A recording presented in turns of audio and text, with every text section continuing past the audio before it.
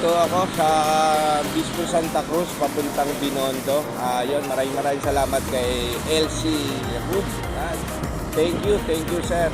Maraming salamat at nandito tayo sa area ng 1188. Kumana ba? Okay na. Bali, okay, yep. I got so motherfucking design on right now.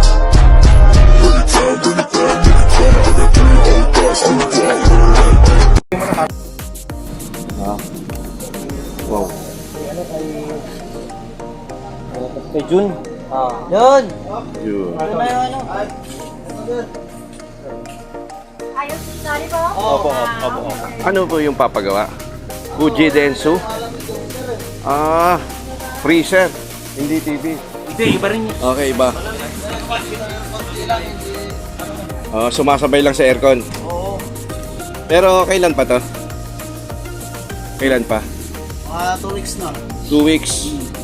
2 weeks na siyang hindi gumagana. Oo. Akala nyo okay, pero hindi naman. Pero naka-unplug na to. Ha? Unplug na. Nakasaksak na ba? O? Nakasaksak pa. Sinaksak nyo pa rin. Oo. Pan lang. Oo. Tinan ko nga.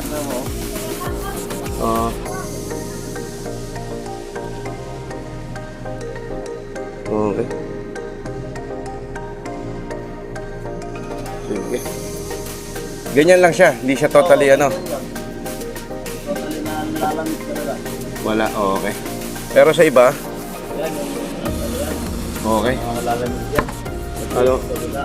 Isa lang ang Fuji Densu niya. Oo, siya lang yan. Okay. Pero ito, pag naglo-load kayo, naglalagay ka ng laman, puro ganyan. Punong-puno lagi. Ganyan lang.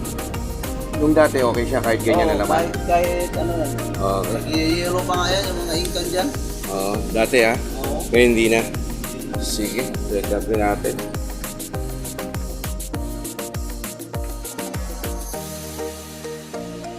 Bali ito guys, bali pinalikod na po natin siya. Siyempre ako yung nagpapasalamat kay Sir, kay LC, Kalu, yun, kay Sir Ryan. At yun, pinuntahan po natin siya dyan sa Binondo para i-recommend dito sa ating mga ginagawa dito sa 1188. At yun, gagawa tayo ng isang Fuji Densu. Bago tayo magsimula, welcome to my vlog, Brian P. Tegeresan.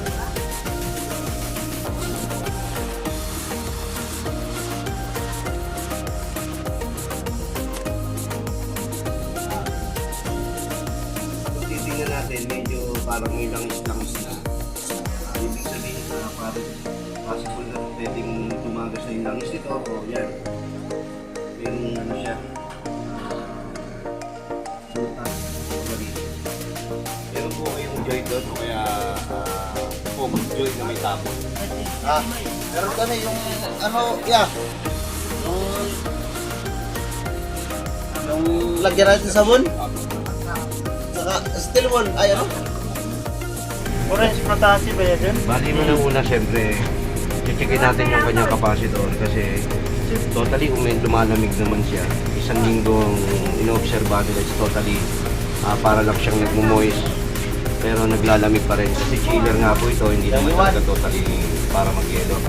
Ito, napansin ko po rito, totally merong mga langis-langis papunta rito sa taas.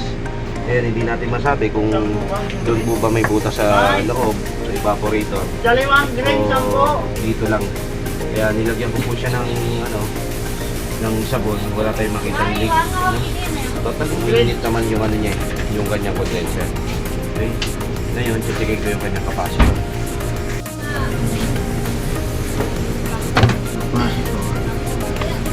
Ang puto, de! Kaway! Ikaw, pinangin. Ilan pa? Ang puto, de! What? Ayan na. Kala mo na to? Ha? Kasama. Sis, Diyos mio. Wala ka yan. Dito ba? Walo? Wala alam. Ano? Yan, kung titingnan natin yung overload niya, sunog na, luto na. Kasi ito, walang patayan. Siyempre, kumbaga sa tao, napagod na to. Kasi walang pahinga to, dire-diretso. Ang pahinga na lang nito is yung nag-automatic siya para makapagpahinga rin yung kanyang motor compressor. Pero deep inside, tuloy-tuloy yung trabaho niya.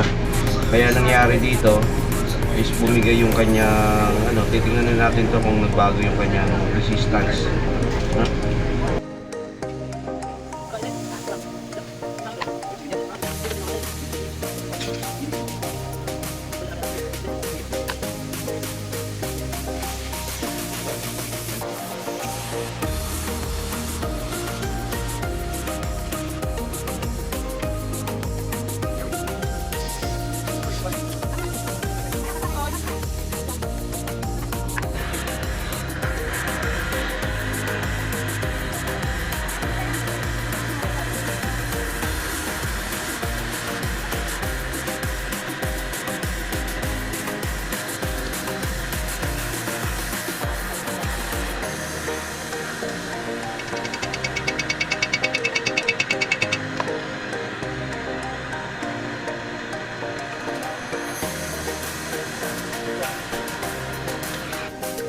Dito naglagay po ako ng charging line, access bar.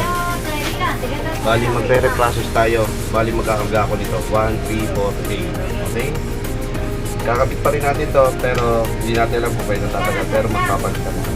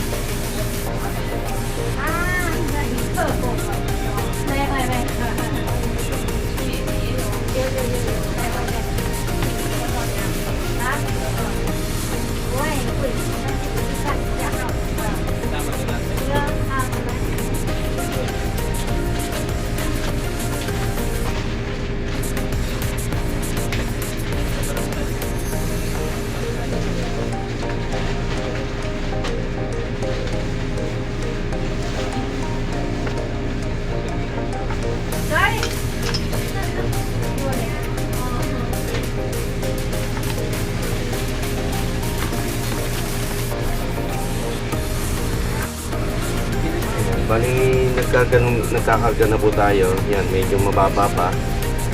Unti-unti natin kasi hindi natin ito pwede bigay. Yan.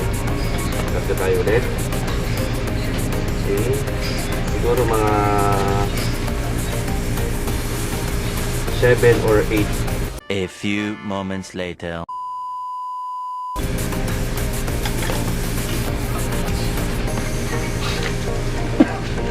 Ang chiller kasi, pag nawawala po yung lamig, possible pwedeng may butas sa loob o sa condenser niya. Ngayon, totally wala tayong nakikita ng leak dito.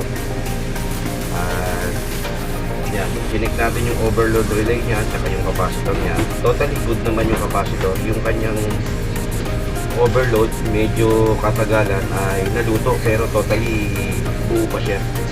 At so far, gumagana naman. Yan. Okay. Mandi pa. Okay. Yan. Taxi lang muna tayo. Mag-stay tayo ng mga 15 minutes. Tingnan natin kung okay na yung ating naman, gates. Okay naman. Normal. Okay. Yan. Tingnan natin kung okay na yung ating ginawa. Yun. Okay. Bali kung titingnan natin yung evaporator niya, nag-snowy na siya. Totally okay na to. Okay. Ngayon ang problema natin dito, medyo parang may mga tama-tama ng kutsilyo. Hindi natin masabi, no, kung ito ba'y nasaksak nila o ano, no. Ngayon, obserba na lang. Ayan, totally okay naman siya. Okay.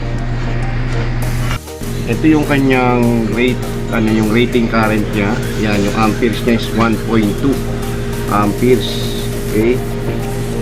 Tapos 134A yung ating ginarga. Yan. Okay. Yan, so far nainit naman yung kanyang condenser. Okay. Totally tuloy-tuloy yan. Yung ating kinarga dito is nasa 0.9. Yan o. 0.9. Okay. Hintay na lang tayo. Tingnan natin kung lumalamig na. Okay. Yan guys. Okay na po yung ating ginawa na isang Fuji Denso na isang killer type. Nagkarga po tayo, nagre-process po tayo. Bali, yun, hindi na po nalamig. Yun, siyempre maraming salamat kay LC Kalu, kay Sir Ryan po. Thank you sa inyo sa pagre-recommenda dito sa malapit na po sa Divisoria 168. Thank you, hanggang dito lang po tayo. At siyempre sa ating mga tiga-Panayam at walang sawang nanonood ng YouTube channel natin, maraming salamat po sa inyo.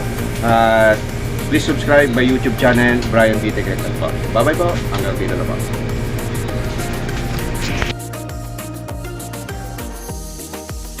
Thank you. 1, 2, 3.